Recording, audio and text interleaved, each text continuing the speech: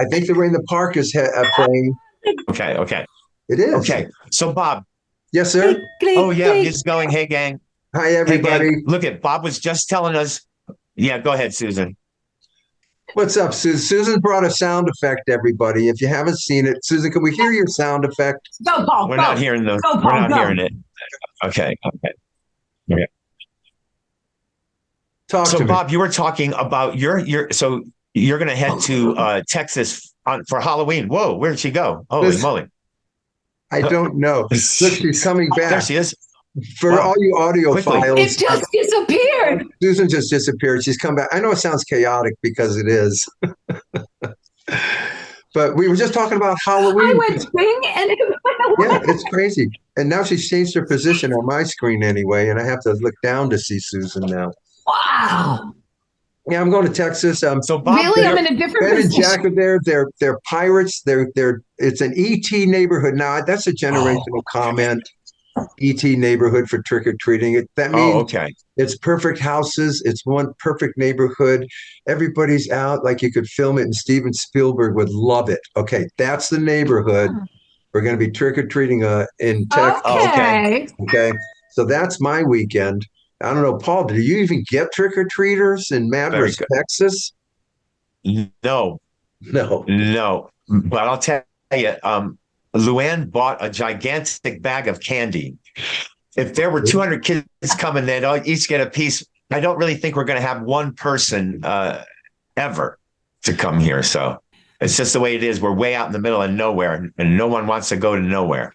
They want to get the most houses condensed. Now, in the horror movie,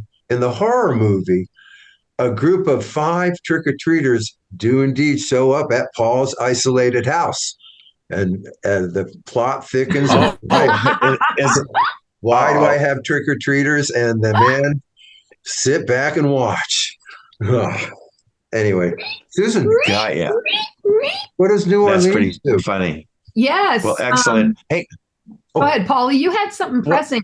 Paulie wanted to say something. I wanted to make sure that, and I just wrote it. Yeah, I just wrote it down. So to let everybody know. So guys, when we were out on the Happy Together tour, we were watching a thing called The Curse of Oak Island. And, we kept watching, and it really never got to, what we need. But, and I've watched it all the way. They had extra shows for the season 10, Susan. So what you might want to do is go there. There's only 2 episodes in season 10. Okay. Go watch those, and then they're going to let you know that in November, a season 11 is starting up. But those 2 shows, man, they are so close to breaking into one of these wooden boxes that they finally found. But you have to see, they think that they don't hit it. They go down 2 more feet and they hit this box. Okay, they get wood. For real. Have they plugged it? Yeah, that was for real. Okay. Yeah, Susan. So watch those 2, and then probably next week the new season is going to start, and it should be. So you're trying to tell me that you feel that this season, the money pit, the moment will be the box, the whole thing's going to happen. Yeah. Okay. But go there when you have a chance and look at those 2 episodes of 10 and watch those, and then you'll know exactly what's happening. Season 10, 2 episodes. Yeah, Go ahead, Bob. Yes. As an outsider, when I hear this conversation, I know nothing about this TV show.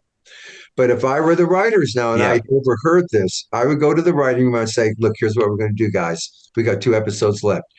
I don't care what you do in the 2 episodes. At the end of the 2nd episode, you just start opening the box and just get it almost so you can see what's in it, and then go to commercial, and it's next season. I think they that's do that every episode. I know. But Paul thinks you're going to open it. What, Paulie? Hang on. Paulie. You're almost right. So at the end of that second one, it sends the thing down the hole, and that squeezes, and it comes up, and there's all this wood hanging out of it. Okay, that's the click. Yep. That's the clickbait. And scene. Now, is the next season the way some of these shows? Yes. I'm pretty excited. Is the next season like some of these shows are already sitting there, and you can jump into the next season and get going right away, or are you waiting for the next season? We're waiting for the next episode. It's season 11. He wants me to go get 10'd up with the 2 episodes. It's going to bring me into home plate for the 11th season. Right. I got this. But Bob was right. The very last thing they do is they bring wood up from this thing that they think's a big cavernous thing with all the gold in it. I'm so excited. Yeah. Okay. Well, thanks. It's pretty cool. Because I'm caught up on General Hospital. It's pretty cool. I will tell my Halloween. Can I tell my Halloween? Sure. Okay. What we're going to do for Halloween, well, you all did your Halloween. Yes. So what we are doing, I really don't know. Isn't that funny? It was my turn and I'm not ready.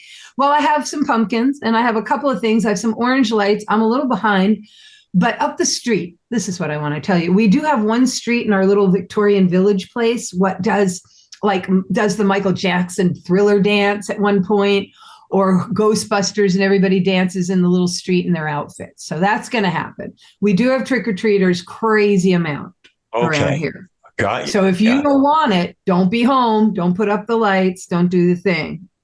But I also want to say that I truly love trick-or-treat from the very beginning, from the days where everybody hated me, but Paul had to take me trick-or-treating and it was still light out just so everybody could go have a good time. And they would throw me in some old clothes. Paul would put coal on my face and we'd go. Then we moved to the big city. We were rich, and Mom, I was a hobo for the first 4 years of my life. Then we got rich and I didn't know it was a family trad. That's called we can't afford. It was. We can't afford Halloween costumes. We were hobos. I just figured it was because I was the loser. What, Paul? Well, the hobo part of us was that all we needed was the pumpkin. So right now we're in for free. And we just put on our regular clothes that looked kind of hobo-y. On me, the bigger clothes. It was so easy to run from house to house. We had our sack. We had our sack. We went from house to house. No plastic. There was nothing on us. So it was cool. I really did not know you guys were hobos before me. I thought it was my allocated moment. Yes. Did you ever, so when we went, Susan, did we go to Mr. Robinson's house where we would go in his house? We could pick a thing the captain. And so you got to go there. Okay. It was probably dark. Yeah. It was probably dark though. We never went to his house when it was light. On the way back. So, I remember it because you guys would be going out after me and it was all about getting me in, getting me done. Then when we moved to Wood, I would trick-or-treat La Mesa, and then Mom would put me in the car because I begged her, drive me to Jimmy Stewart's house. And I would trick-or-treat at his house because I wanted to see him. He never came out. It was always his lovely wife who he always talked about. But anyway, so those are my wonderful. Oh, and one time on the road, Dad got some fans and their parents to take me trick-or-treating, which now would be sketchy, but then it was nice. Go, Bob. I just want to know, and obviously you haven't heard me in this conversation, but I was there the whole time, right alongside Paul, because he's right under me. And I was always the guy going, man, I'm glad I don't have to take Susan. Man, I'm glad I don't have to take Susan. And me and the older guys would head right out the door. Head right out there. We look back and Paul's got Susan. She's a cute hobo. But we did not have to engage the Susan part of Halloween ever because Paul was the buffer wall between us and that. And I want to acknowledge that. Don't think I didn't know that. And see, the people, when they watch us on stage and we do a little shtick about how you didn't know me and I didn't know you, there is big elements of truth to that. And I also knew that I was a pain in his ass. And he would, because I could tell by how he handled me, like on Halloween night, I'm on the toilet because he can reach me and he's rolling up my sleeves and he's putting my hat on and we're going. Other days, he's rolling, he's nice, Paul, when I'm standing on the toilet. But Halloween was let's get her done, Paul, because he was stuck with me and I knew it. And Paul had to wave to us going out the door without you. I mean, look, this is age relevant stuff. It sounds cruel, but it wasn't. It wasn't. It was just us, right? It was just us being us. Actually, And you know what? He was very nice to me. And I mean, he was a little more active. Let's just say you were eager to get going because you had a second round to make. You were just wanting to get my thing taken care of. You could leave feeling happy. Mom's happy. I'm happy. We're all happy. We're trying to remember what Barry and John did because, they weren't very old either. I know. So I don't remember them, but I remember us and I remember them, the big guys and ha ha ha. I can't remember them. You know what was cool? Can't remember them. What was cool was this about Halloween when we were kids anyway. One of the cool things was, at least with the older ones, maybe not with the younger, whatever you collected out there in your pillowcase, that hung on your bedpost and that was your bag of Halloween stuff. It was no dump it all on the table, 7 bags, and we're all going to share, 8,000 Reese's Pieces. You got to keep your stash. No, Mom and Dad were pretty cool about that. You got to keep it in your room. You controlled the whole thing. And you got to eat it all you wanted. All you wanted. I don't remember Mom going, give me that. You can't have anything. No, not at all.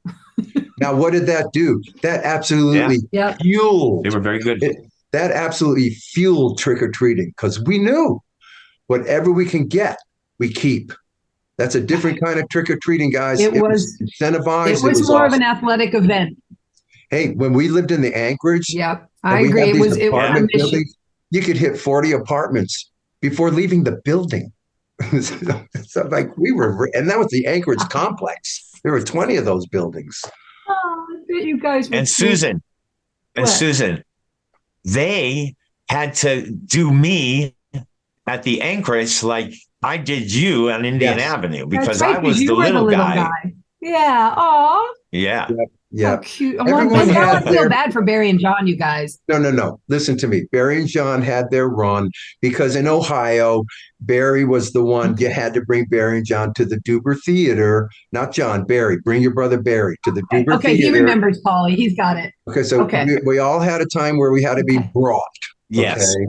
It's true. It just depends where and who was doing it. Isn't it funny, you guys? But notice this. The only people bringing was the other kids. We literally did raise ourselves. Our parents aren't taking us here and there. We're taking each other. Right. Yeah. They're pretty much missing in action. A little bit in these stories. Hey, listen, this was at our age. So if I'm bringing Barry to the Duber Theater this one Saturday, you had 13 cartoons and then a triple feature of horror movie. The first movie being The Mummy, but it's The Mummy where the guy came out of the swamp. So we had to bring in the intro, the old Mummy. We had to bring Barry, right? Paul knows. Barry, we get through the 13 cartoons, and this swamp creature mummy guy starts coming out of the intro with the credits going just at the beginning of the first of the triple header, and Barry starts screaming and crying, and he's so afraid, and we just had to just get him out of there and blew the whole Saturday. Yeah. And so that could happen. I mean, he was. I love it. I love it. It's Chip and Dale, The cartoons are great. There were near-death experiences, listeners, out on some of these excursions with this group of people we're talking about. Because when we were really little, before Ed Sullivan, we trekked around a lot outside. And I have vivid first memories is just being brought along in places wondering, I'm going over rocks, there's sticks, I can't get there, somebody's lifted me, I'm now up high, I'm down low, there's water, there's this. And all the time you're being told right before you get home, okay, don't say anything. And you're like, okay. Good times. Crazy stuff, man. Hey, crazy. You know what? And later, Barry did one time, I don't know where we were. He was older later when he was nuttier. And I went into an elevator with him. We were out of town. And he goes, hey, watch what I can do. And he grabs his nose and does something with his head and he faints. And he comes to before we hit the floor. He's to, and I said, "Don't do that! Don't do that!" That was crazy. So sorry. Inappropriate reaction. I'm so sorry. Hey, we have a guest today. Do we talk about the guest? We have a guest. We do, right? Yeah, let's talk about. Tell him what's up. Wait, let's see what time. We got 10 minutes. He'll be here. We need to tell them. Wait, did we say where we're performing next? The Main City Crossing in Tomball, Texas. No. Tell about the guest first. Okay. Susan, you tell about. Susan, tell us about our guest. But would you begin with when you were 19 years old, if you don't mind, and do a quick run up to bring the people up to date? No, I will not. He'll be here. Okay. I'll give a little quick thing. Our guest is Bob Merlis. Bob Merlis, you guys, is a historically known publicist in the rock and roll. Legendary. I mean, like Merlis. List of names that he has worked with. Yes. And ironically, so we told you in the last episode, we have a new publicist, Bob Merlis. Well, he's coming on. He's going to be our guest. He's going to talk to us about his history in rock. And he was in all the trade mags. He worked at Warner Brothers, insert myself here, 1970. And I have a record deal over at Warner Brothers. And Bob Merlis is the gentleman taking me around on all of my interviews for press at the time. So he has popped into our lives. He popped in. It was a little weird. We decided maybe we should see if he wants to work with us. And he said yes. And that's the story. And decades later, look at this. Decades later, the universe brought us Bob Merlis. Because I'm at an event and happened to meet him. Susan happened to hear about him. And his name is surfacing in our world, in our circle. And we're going, why is Bob Merlis? And one thing we're not going to do, folks, okay, we're not going to interview Bob Merlis as the Cowsills publicist. Don't look for questions about what's he going to do for the Cowsills and anything. We want to hear about his, like any normal guest, his history and what's it like being a publicist, you know. But you can, we should have told him last week he was on. They could have sent questions for Bob. That would have been great. I know. I was just going to say we could have a part 2 Bob Merlis firing squad from Cowsill fans. We need the Cowsills to be in every museum across. Poor Bob. We wouldn't want to sick our fans on Bob. I think Paul says in the intro, all walks of life. And this is a walk of life that we're interested in. Oh, yeah. A publicist is very important. Correct. And then who? No, that's our next guest. Next week, love it. We're having a eclectic guest. Paul, what? I want to know from Bob, for any PR person, what's the hardest thing to get done? Yeah. Back then, and now, it's everything a publicist can do. Yeah, I mean, how do you bang a door down, or you just kind of put out the feelers and hope someone bites, and if they don't, you just keep putting out. Hold on, I have to do some filing. We can get to the nuances. So listen, all right, we're at Main Street Crossing, Tomball, Texas, 111 North Main Street on December 19th, 7 p.m. It's a Christmas show, meaning we're going to have Christmas carols and Christmas songs and Christmas decorations and enjoy the holiday together with you people. And so please come on down. It's going to be amazing. Join us there. Then we're at the Emerson Center. Is that center? In Vero Beach, Florida. The Dodgers spring training city, Vero Beach. When is that? It would have been February 8th. When is that? February 8th. And from Vero Beach, we are going to fly. Vero Beach is just the Cowsills full band show. Then we all hop a plane to Connecticut for Mohegan Sun, February 10th. And until we hear from Steve at the Cutting Room, we're going to go to New York the next day and play at the Cutting Room on February 11th. But we'll see if that, that's Super Bowl. Yeah, we know that's Super Bowl Sunday, and we all know about that issue. So we'll keep you posted if it is even an issue at all. If we do not hear if we don't hear from Steve, I suggest we just go, set up out front. We'll just bust. And if he comes, he'll open up, we'll move inside, we'll finish inside. I don't know. Well, what do you guys think? But here's something cool. These are drumstick pencils, and I want to show them. Drumstick pencils. Wow. Yes, look, watch, follow. Yeah. Are they huge, like a stick? No, they're actually like you can write with these, right? Pencil size. Cute, right? That's very cute. I'm going to put them in Russ's stocking. Okay. Then okay. Okay, can we continue down this business part of the meeting we're having here? I'm trying because, we learned was that our venues and our buyers and our bookers, everyone listens to us. It's like, oh my goodness. So anyway, the cruises, is that next? Yeah, the 2 cruises. Hey, we're getting your 70s songs info.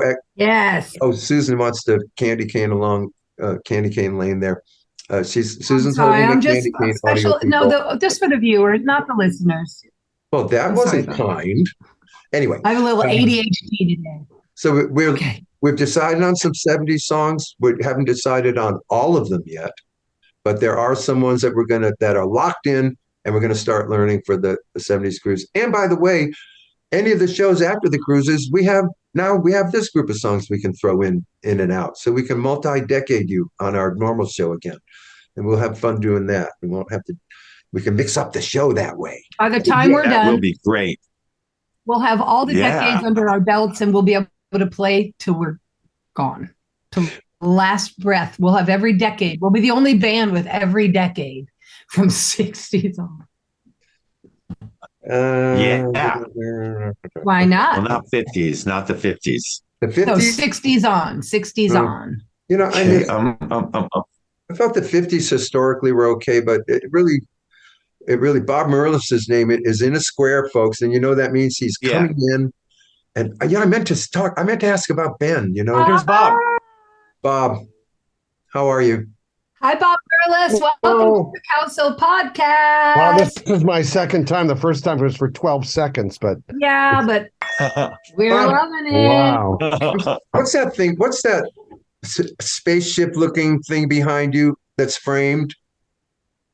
That is the bullet nose of a 1950 Studebaker.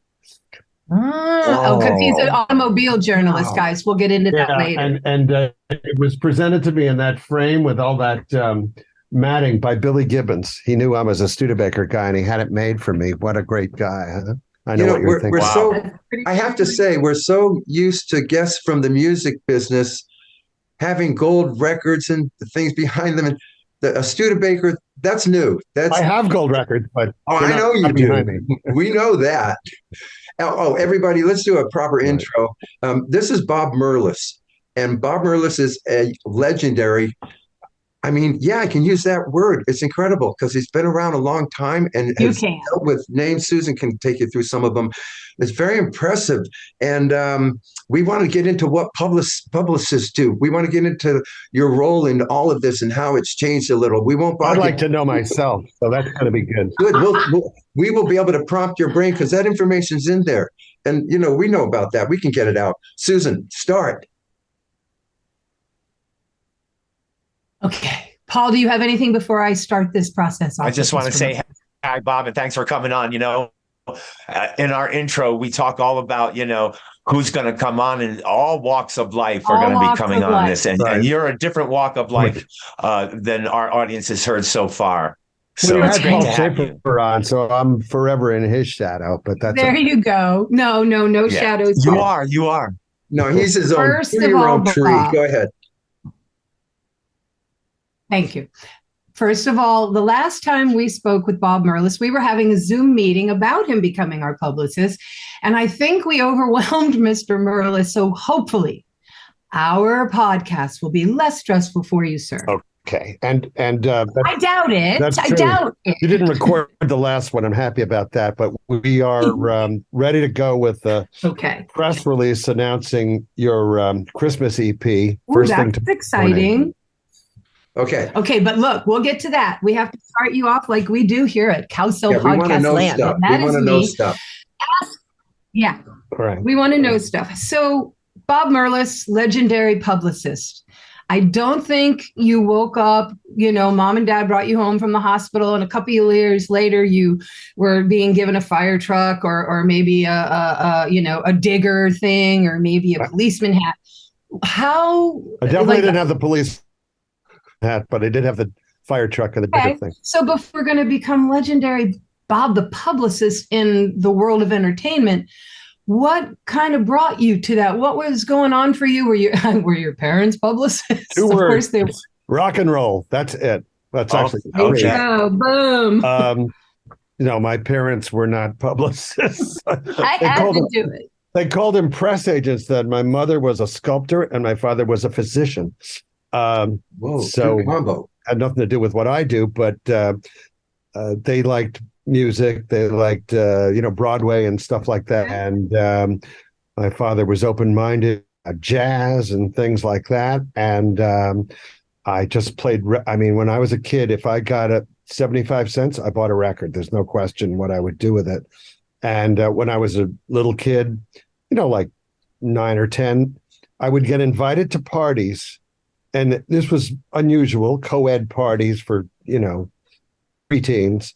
And I was always told, and records, because I had records. Other kids didn't collect records. Oh, cool is that? So there's a book. Let me find it. It's here. Oh, man. He's looking for a book for all you guys on audio only. Bob Merlis is fishing around in his historic office. There's a book called Record Store Days. Oh, yeah. Peter's got one. That Phil Gallo wrote with a partner. I can't think of his name or her name. And in it, I tell the story of being a kid going to high grade electric, whatever it was, a place where you bought a washing machine in Brooklyn. It was walking distance from my house. I had to walk across many multi-lane streets and all that. In those days, an 8-year-old kid could just roam the streets. It wasn't a concern at all. Yeah. And I went there and I wanted to buy Jailhouse Rock. Okay. Desperately wanted to buy it. And they said, well, we ran out of it. So give us the money, 75 cents, 79 cents, and you can come back and get it. So I had to compute. This was sort of the early awareness of delayed gratification. So I gave them the money. They gave me a piece of paper. It's like, wait, this isn't worth 2 cents. Oh, my God. But I carried it. I didn't have a wallet. I was a kid, I just had change in my pocket, and I carried that around for a week or so, and then I went back to high grade, and there was my record, and I still have it. Of course, it's you have that very record. Yeah, because you're a collector. I'm not throwing anything out like that. Let me ask you this: that's up to your mother to do. Okay, Bob would like to ask you. Go, Bob. Yes, Bob Cowsill. Well, just since you're young, 8, 9, you are literally a briefcase carrying record guy. You sound more like a DJ than did you ever get the bug while you're young like this to play this music, to play the guitar, to be a performer, to sing what Jailhouse Rock sounds like? No, I have no real musical aptitude. I took piano lessons when I was 6 or 7, and I remember looking at the keyboard through a veil of tears. It just wasn't. It didn't come naturally to me. So because people who have artistic, creative, musical hearts or whatever artistic, they find their way to express y'all. You know what I mean? Mm-hmm. I think it's awesome because I know I'll be a disc jockey. Hey, play records. About records, and that didn't work out. When I got to college, I auditioned for the campus radio station, and they said I was too nasal or denasal. I don't know. I mean, your tone of voice, I can't. It's a fine line. And I remember they said, pick a theme song just with my demo. And and it had to be an instrumental. So I picked Raunchy by Bill Justice. Oh my God. And, that's a cool record. I don't know it, but it's a hell of a title. You don't know it? Oh, come on. I don't. It was on a Sun subsidiary of Philips International. Yeah. Anyway, it was a big hit. And, I said what I said, and here's whoever I was introducing. And they say, the Beatles say, you passed the audition. I did not pass. You did not. Yeah. So, and you're going to go to college? Do you go to college? Do your parents want you to have a career, and therefore are you trying to parlay this? Yes. I mean, I'm the third of 3 brothers, so we all went to college. Okay. And did what we did. And but in college, apart from this disappointment of not being a radio DJ, I got to be a concert presenter for the student union. So we put on shows, and there wasn't really much concern about whether you made money for these shows. So it was like, no wonder college bookings are great. Nobody cares. It's institutional money. So we put on Martha and the Vandellas, Mitch Ryder. Simon you did at your college. Yeah. So it was hard to do. My college was Columbia University in New York, and a lot of agents have restrictions, geographical restrictions. So we were, 3 miles away from the Fillmore or 5 miles away from the Fillmore. So if there's a 50-mile restriction, we had to wait. Radius clause has been in effect a long time. Yeah. Trying to ask one quick question. Just stay right there. You had Martha and the Vandellas. I'm just curious, like, what did an act like Martha and the Vandellas cost you back then? I have no recollection. I really Did you don't. hire them? I did. The dean of students was the one who wrote the checks. But he's even saying it's like it was for free almost. Yeah, I got it. Kinda. Yeah. I mean, I publicized these concerts. Big word. You know, I wrote flyers and turned them out on a mimeograph machine. That's it. Oh my God. Pasted them all over the place. A guy who was at a concert that I had something to do with, it was the Byrds. And he found the poster that I had created. I mean, this was a printed poster, one I did by hand.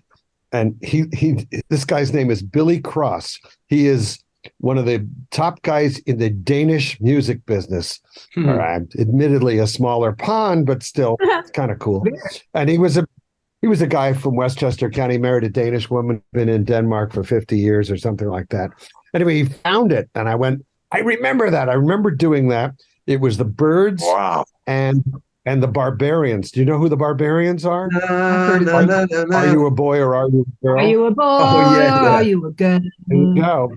Anyway, we hired them. I think the agency, I don't know who it was, said, if you take the Byrds, give me the Barbarians for an extra X dollars. So, of course, why not?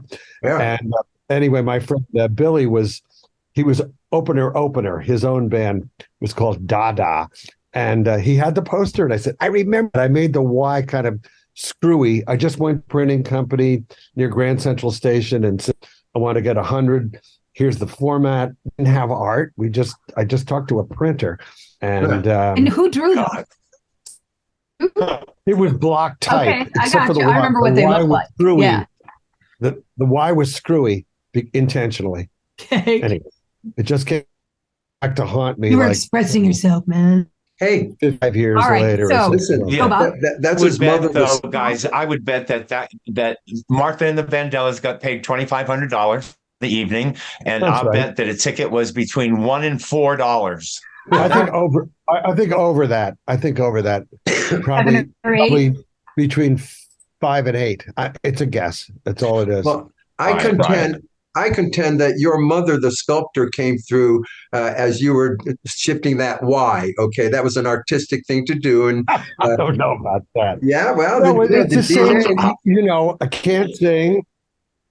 I can't play, and I can't draw either. I mean, but you can shift a Y like nobody else. Yeah, that's it. Anyway.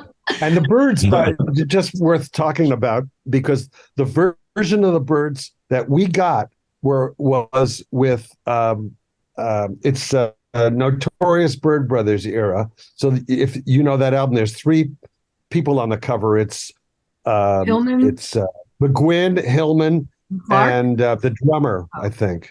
Mike Clark? I don't know. Gene Clark. Gene Clark. No, Gene Clark wasn't a drummer. He was a vocal.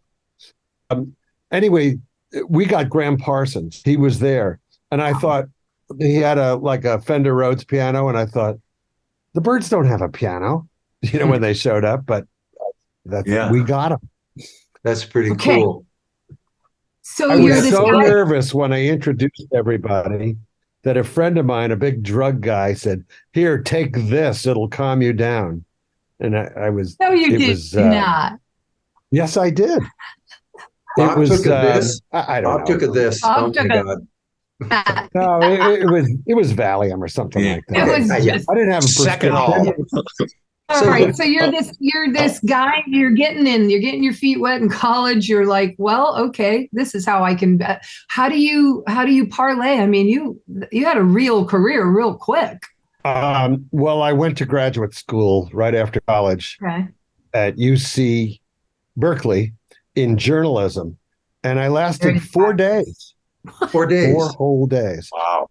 Yeah, I thought, I don't think I want to go to school anymore. It's enough. Yeah.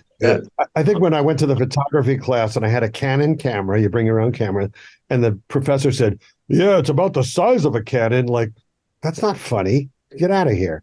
And I got out of it. And I moved back to New York to seek my fortune. Har, buddy. Send him back to New York. Unbelievable. All right. And you moved back to New York. What year are we looking? Where are you? How old are you? This is the fall of 1969. Ooh. Okay. We're riding so you high moved back then. to New York, and what's the plan? Oh, yeah. We had one of those drive-away cars. A friend of mine who lived in Chicago wanted to go back to Chicago, so we got a car. We're like, please drive my car. Oh, yeah. And it was an Oldsmobile convertible. It was a really nice car. And they said, don't put the top down. No matter what, don't put the top down. Because there was stuff in the back seat. But anyway, we drove it to Chicago, and I figured, well, as long as I'm here, I'll look for a job in the music business in Chicago. And I went to Mercury Records. Shut up. And no, I did. And that didn't work. And I went to Playboy because I heard you get free Pepsi if you work for Playboy. Whatever it takes. Yeah. I didn't get a job there either. We didn't have ZipRecruiter or any of that. I just literally knocked on doors. I think I knew someone. My friend's mom knew somebody at Mercury Records, so I had a little entree there. Good. Anyway, that didn't yield. I flew to New York, reunited with my parents, and went on a job hunt. And I just looked in the phone book, Buddha Records, whatever they were, and I'd go into the lobby and say, "Yeah, what do you need?" Well, I walked into Record World, the third of the three trade magazines after Billboard and Cashbox, and I had an audience with them. That, you know what, we have an opening for an office boy. This is great. After an Ivy League education, I was thinking. Keep going. Yay! So I said, "Okay, I'll take it," and it pays $100 a week. A week, triple digits, right? Yeah. So, good attitude. I said, "Okay, when can you start?" I said, 2 weeks. Like, why 2 weeks? I said, because I live in California. I'm going to move back to New York to take this job. And they said, "You're going to move back to New York for $100 a week?" That's what got to start somewhere. So I finally did. I did move back to New York in my own car, not a drive-away car. And I went to Record World, and by the time I got there, they said, "We've given the job away, but now we have an assistant editor job for the same money." So that's when I did it, and I got to interview people and look at charts and screw around like that, and I fell into the you were assistant editor, so you got to actually interview folks. Yes, they had an open door policy, Record World, at least as far as I knew. Okay. My boss, the managing editor, would say, "Gary Puckett is here. Talk to him."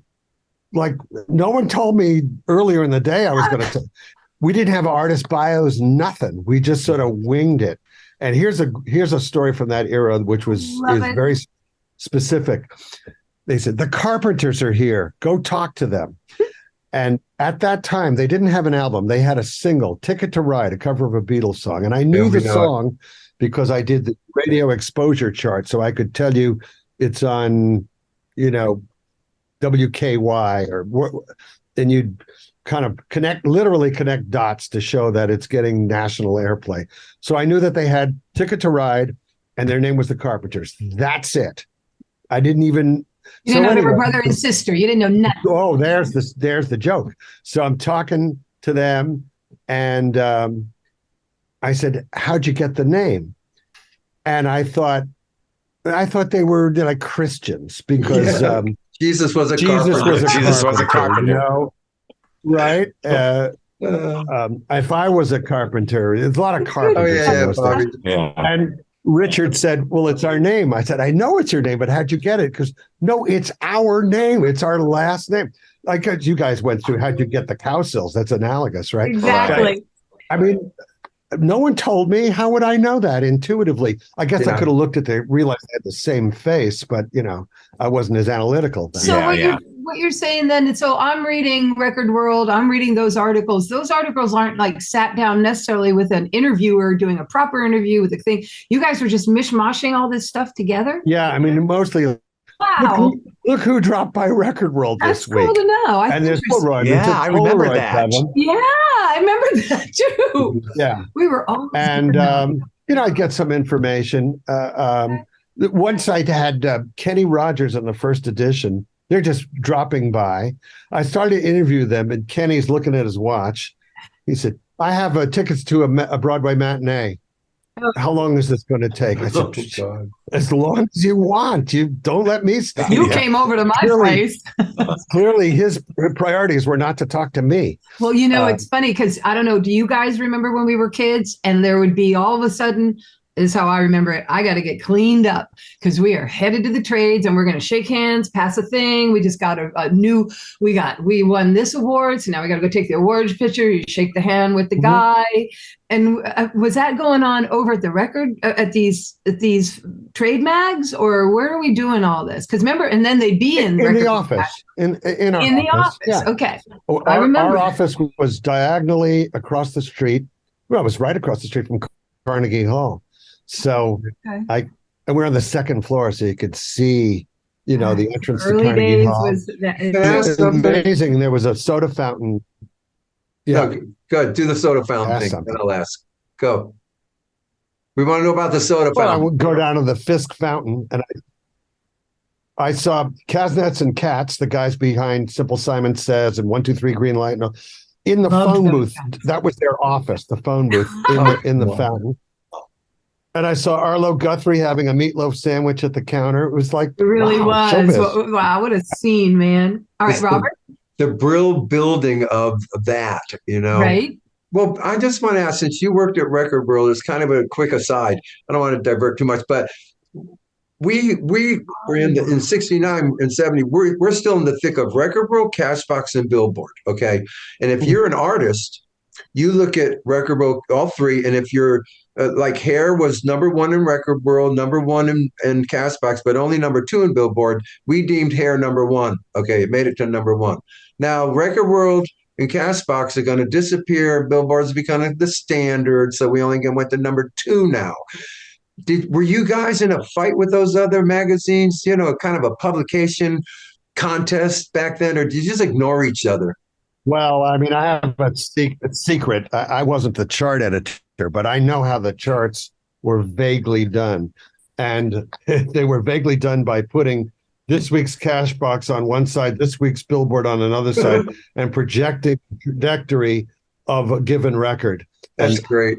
Our chart editor's goal was to be in between. There was some research, but not a whole lot. We assumed that Billboard did real research.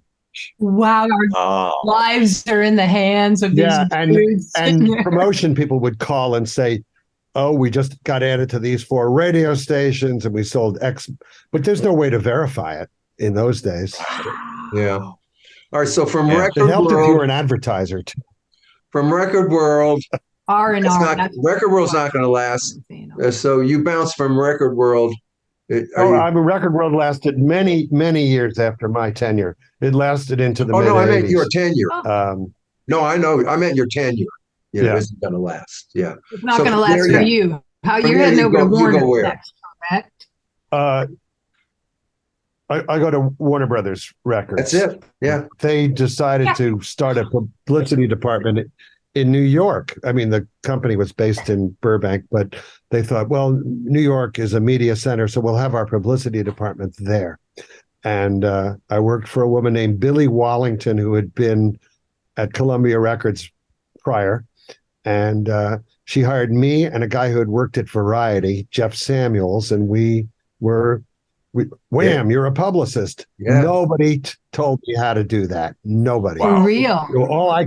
When you're like, I don't know, Mark Boland's in town. What do we do with him? Like, I don't know, take him to Record World. I know people there, but I had to absorb how the media was. Really, there was no course, and I did a database. It was just, my boss would say somebody and like, all right, I've never talked to them in my life. I'll do it. And it was all on the phone. If you think about it, y'all, the trade magazines, teen magazines, they were all inventing themselves as this was happening. It's like, it just, I can see how that, like, I used to like to read, believe it or not, articles in those magazines of Kenny Rogers, of somebody I liked, because we had them around our house. So to me, they were almost the same thing in a way. They were just the business side of the teen magazines. This is how I saw it. Well, that's true. And before Rolling Stone and Crawdaddy, that's all there was. If you want to read about the Kinks, you'd have to read about them in 16 or Tiger Beat, even though it was written for mostly 12-year-olds. And here I am, a college guy. Yeah. Right? I'm reading it because how else am I going to know about the Davies Brothers or the Who or anybody like that? And I thought it was interesting as a little kid, because I got the teen magazines, but I could open up Record World and they'd have a big spread like Jefferson Airplane, and some beautiful graphics and congratulations, it was exciting. Well, those are ads. That's the label. I know, but it's all like still the information coming to me. Like I said, I didn't really see them differently, except for one was more business-like. Bob? Well, so now, go ahead, Paul. You go first. Paul? Well, I was just going to say, so here you are, and you're at the beginnings of all of this. The PR became something huge, and you were really a part of the development. That being that you guys were all there at the beginning, and did you just try to push it? Yeah, I mean, they were apart from Warner Brothers, elitist label that it is, any teen acts. We did have Sean Cassidy, Let It Be Shown. And it's like, you could be a snub until you make money with the other stuff, and then your eyes open. But I think it was evolving. There were people who preceded me in that realm. Who would you say that was? Like, or what? Connie DeNave. She had a PR firm, and she had a lot of British Invasion acts, and she was in the same building we were, 200 West 57th Street. And I got to know Ren Gravatt. He was a publicist, and he had a PR firm. And I remember they called upon me to write some blurb every week for the Upbeat show in Cleveland. That's where that came from. Oh yeah, we know that show. And I had to write like record news. We're on it, I think. Mm-hmm. I don't know. I'm sure you were. And I had to write records. So I do a dots and dashes thing that presumably someone would read on the air. But to get it to them in a timely way, I had to go to Ren Gravatt's office and use his thermofax machine, so it would get to Cleveland in time for the broadcast. And then one week I didn't do it, and nobody complained. I realized, hey, they're not even using this, so I stopped. Oh, wow. I have a question. When you're writing stuff, like, how are you on a typewriter? Are you sending it into an office? I'm trying to think how these people are getting these things into magazines. On low grade paper, and then you stick it in a thermofax. Old school, man. I love it. And they put the magazine together every Friday, and literally cutting and pasting, literally. Yeah. Yeah. Go ahead, Bob. I have a question. Yeah. So you're new to the game. Yes, Bob Cowsill. Thank you. You're new to the game. It's Warner Brothers. That's a cool thing. And you got an office, and you got a new job description kind of that you got to create on the fly. Seriously, when you start and you're given a good name, what was it called? And you're given a good name, and you got to promote now. I mean, what did you guys do? Just put on the wall, okay, radio stations, newspapers, TV shows, and then start calling people on the fly and say, hey, we want to promote our client's new record here. Yeah. Just on the phone. It. I mean, a lot of it was sending physical records to people so they would, get familiar with it.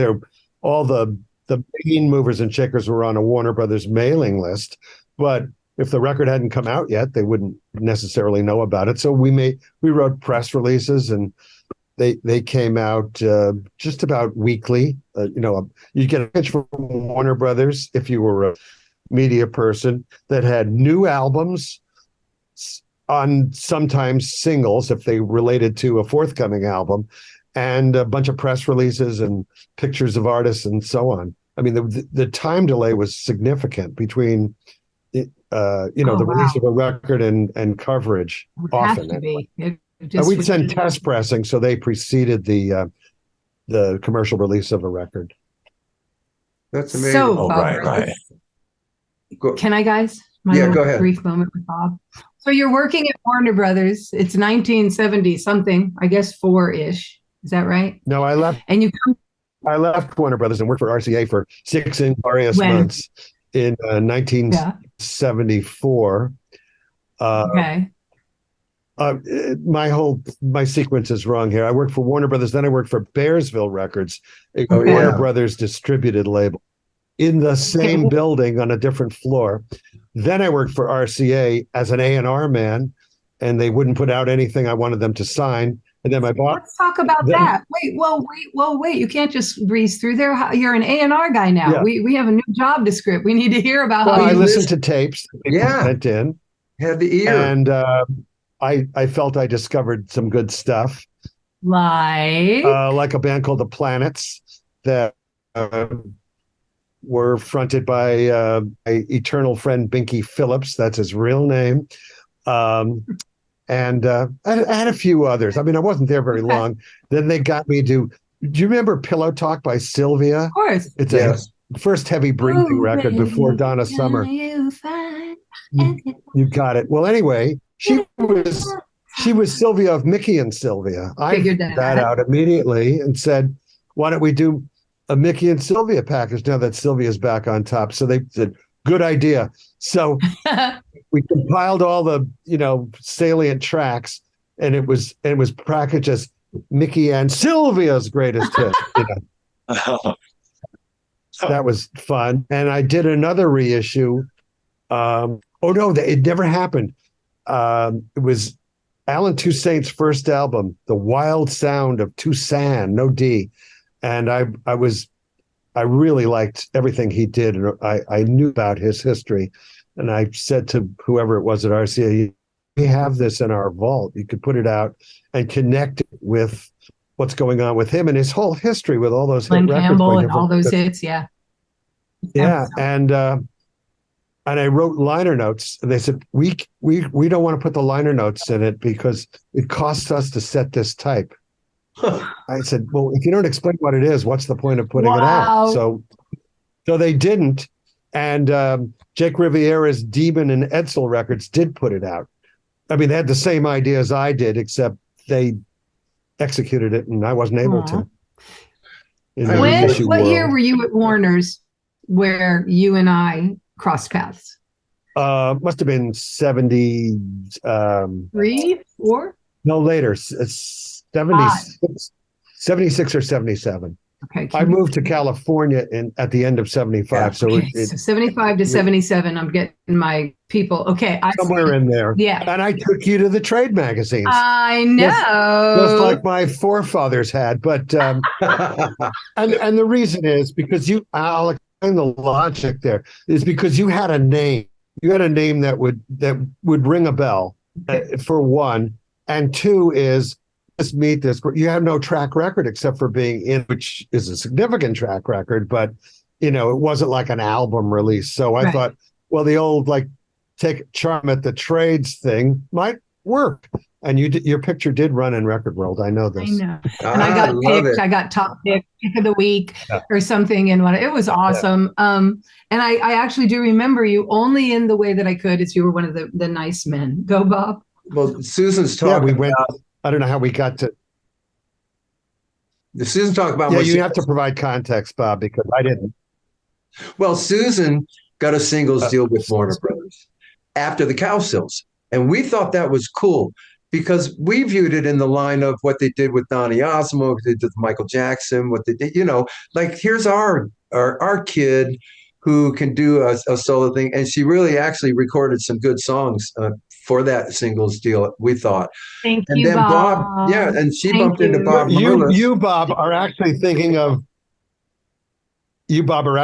of Jimmy Osmond, whose big hit was Long-Haired Lover from Liverpool. I think he was thinking Donnie. Yeah, Jimmy was Donnie had solo hits too. Yeah, he did. And Marie. And so did Marie. Hello, let's go with I'm thinking Marie. Yeah. Okay, so the Osmond, as usual, when compared to the Cowsills, did it 3 times and we did it none. But we tried with Susan. And Bob took her around like a cool guy and showed her the places to talk. And Bob it was pretty cool. One of the nice guys in the music. Yeah, we were just hearing about it, but we were rooting for you, man. I love this. Yeah, it's something I had. Thank you, Bob. I had no idea I was being rooted for. I was just trying to stay out of high school. That was my plan. My mom said, you can leave home, but you got to go get a job. And I went back to LA and I looked at gentleman who I was staying with. I said, he was a manager. I said, I need a job. I need a record deal and I need it now. And John Mayer went and got me one with Lenny Warnicker. Yeah. It was awesome. Yeah. It was fun. Right. I had a good time. Back to being a publicist. We got to get. So okay, I have a question. You're there for 30 years because I've always wondered. Clearly, unless I'm wrong, I know nothing about your business. I'm viewing you as sitting there, and over the 30 years, you got a group. There's like 3 types of clients to me as a publicist. The ones I'm assigned, and I maybe don't get behind, but I'm a company guy, got to help out, do that. Then the ones I know what to do for this group, and and then the ones I want to champion. Am I right about any of that, or is it all kind of just one thing? Yeah, you are. There were artists first of all, I was the head of the department, so I could assign things to people who worked for me. Nice. And if they had a certain enthusiasm, then swell, Brett. Yeah. And then there are people I just liked personally, like Crenshaw. I always thought he was great.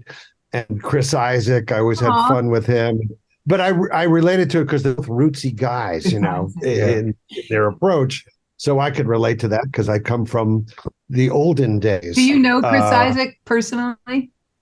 Yes. The Cowsills, just a trivia quick, the Cowsills played Jazz Fest last year, was it?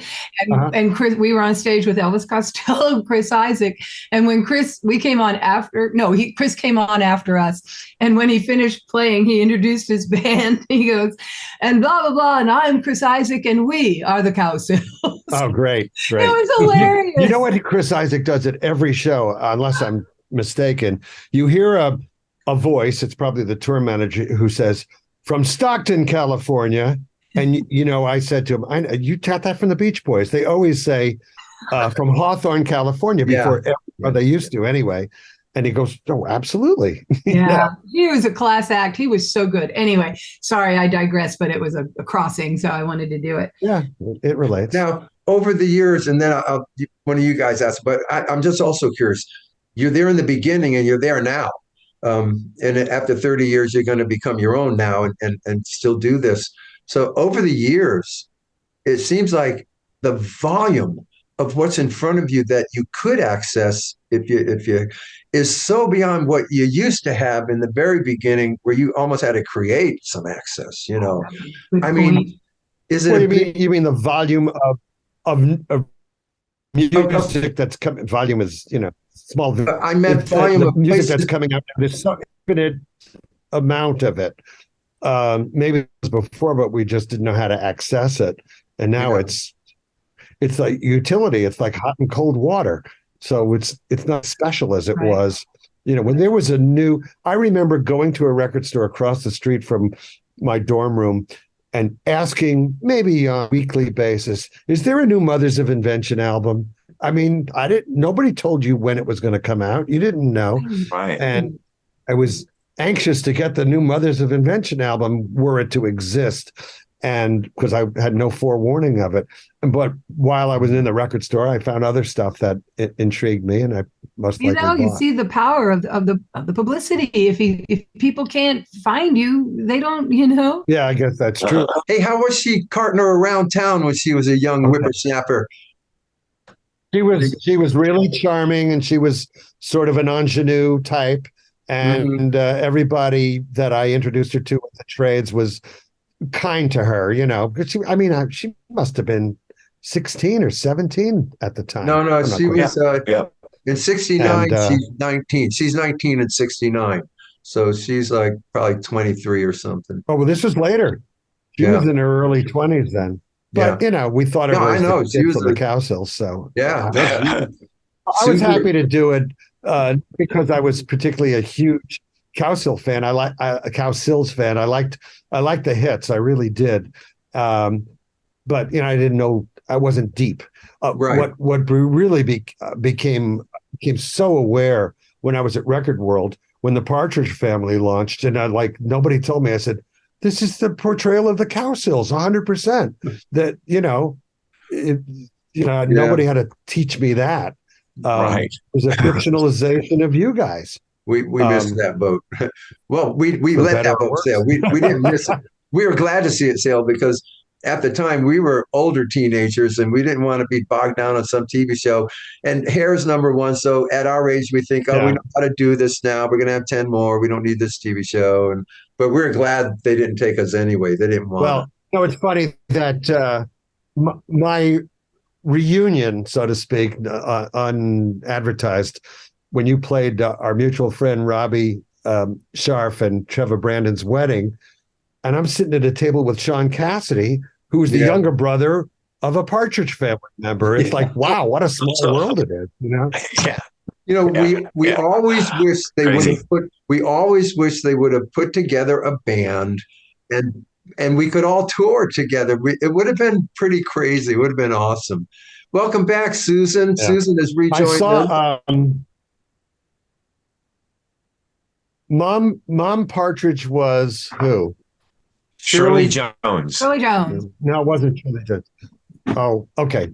I had an experience seeing Florence Henderson. She was Florence Henderson. I knew it. Yes. Close.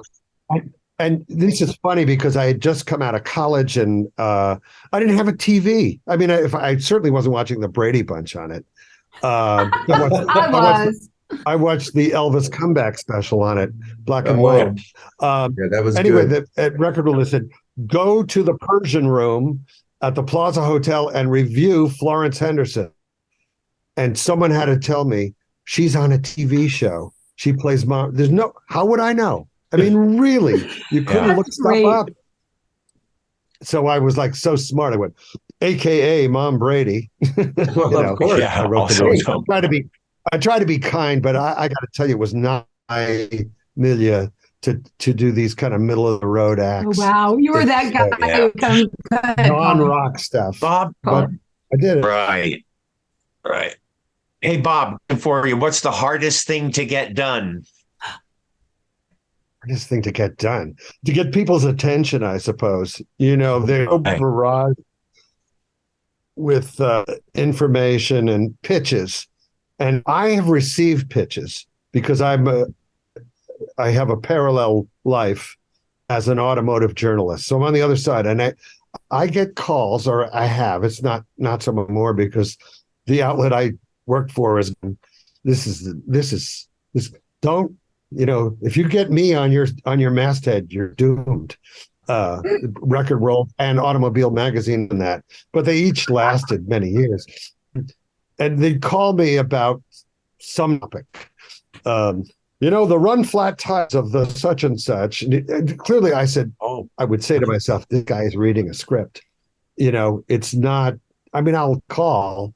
And I said, have you read Auto Magazine? Have you seen things that I've written in it? Nothing has to do with this. I write almost entirely about cars. So this kind of stuff doesn't relate to, and that's the admonition I give to would-be publicists. Do something, know who you're pitching it to. Otherwise, let's not try to pitch a country act to a heavy guy. Absolutely. Unless there's some crossover. I don't know. Maybe Suicide Solution with Pedal Steel is going to be a country hit, but what's your take on 1964 Volvo Sport? What? Volvo Sportback. It had a bubble back. 1964 Volvo. Later. P18, yes. B18. 12. B18.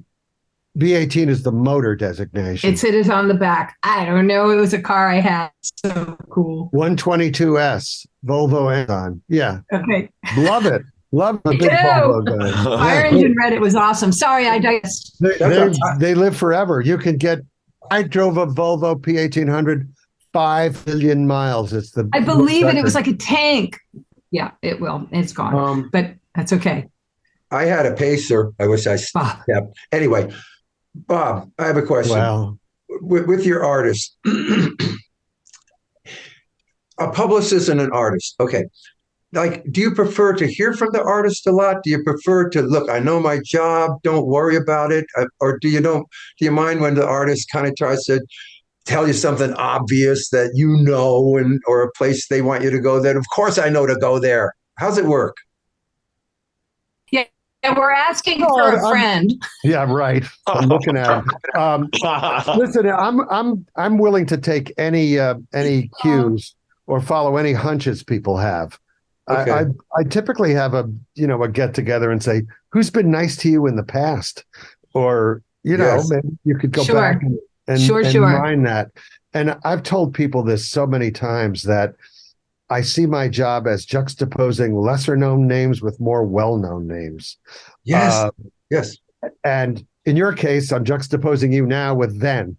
So, that's hilarious. I see more well-known then. So it's a known quantity, but you guys were on the Happy Together tour. So there you have juxtaposition to the Turtles and Grand Funk Railroad and people like that. So Gary Puckett.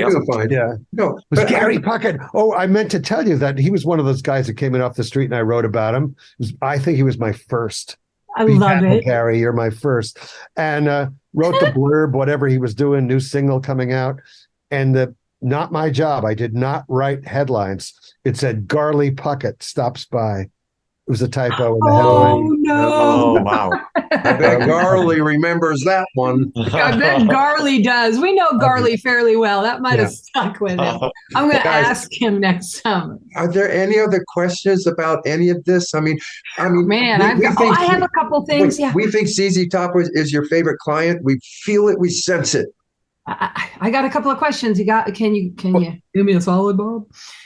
I want to know about Muhammad Ali. How, and I got a couple more things, but Muhammad Ali. What's that picture all about? Not a client. I was walking down the street in Manhattan, and I always kept a pocket camera before everybody had a phone camera.